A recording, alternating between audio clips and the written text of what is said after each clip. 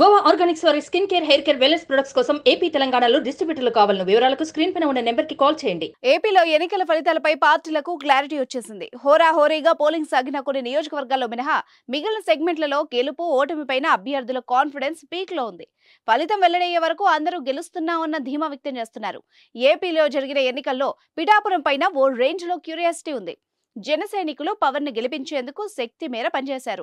అధిక మెజార్టీ సాధించాలన్న పట్టుదలతో కనిపించారు. ఇటు వంగా గీత కోసం వైసీపీ అన్ని ప్రయత్నాలు చేసింది.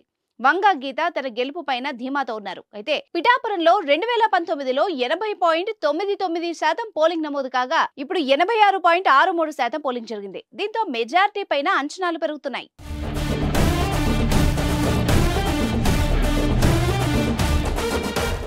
పిఠాపురం నుంచి పవన్ గెలిచి కూటమి అధికారంలోకి వస్తే జనసేనాని డిప్యూటీ సీఎం అవ్వడం ఖాయం అంటున్నారు. అదే సమయంలో వైసీపీ తిరిగి అధికారంలో కొనసాగితే వంగా గీతకు డిప్యూటీ సీఎం పదవి దక్కుతుంది.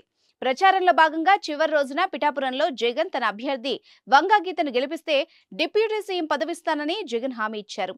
ఈ రకంగా పిఠాపురం అభ్యర్థికి కీలక పదవి కన్ఫర్మ్. అయితే పవన్ కళ్యాణ్ అభిమానులు ఈ విషయంలో మంచి జోష్ మీద ఉన్నారు. ఎందుకంటే పిఠాపురంలో పవన్ గెలిస్తే తమ నాయకుడు అసెంబ్లీలో అడుగు పెట్టడం ఖాయం. అదే కూటమి అధికారంలోకి వస్తే మంత్రివర్గంలో చోటు ఖాయం అనుకుంటున్నారు. ఒకే దెబ్బతో రెండు పిట్టలు అన్నట్టు.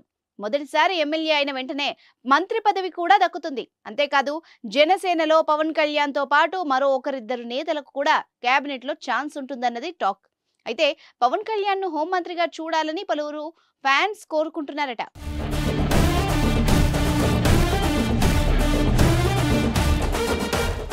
సుమన్ టీవీలో మీ పర్సనల్ అండ్ బిజినెస్ ప్రమోషన్స్ కోసం కింది నెంబర్కి కాంటాక్ట్ చేయండి.